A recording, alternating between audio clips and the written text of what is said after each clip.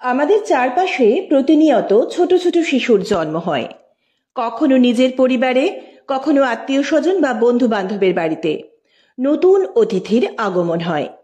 আমরা যখন সেই নবজাতককে দেখতে যাই, সেই সময় তার হাতে আমাদের হাতের আঙুলটা দিলে শিশুটি শক্ত করে তার হাতের মুঠোর মধ্যে আঙুলটি চেপে ধরে।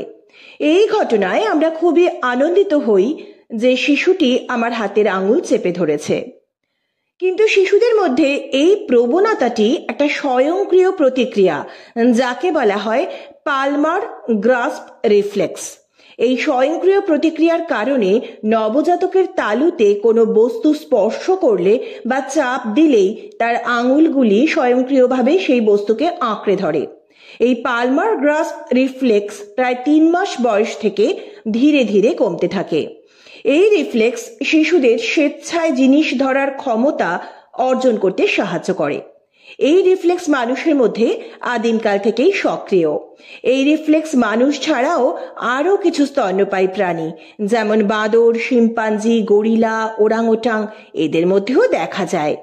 একইভাবে শিশুদের পায়ের তলায় চাপ দিলে তাদের পায়ের পাতা বাঁকতে পারে। এই রিফ্লেক্সকে বলে প্ল্যান্টার রিফ্লেক্স বা বেবেনস্কি রিফ্লেক্স।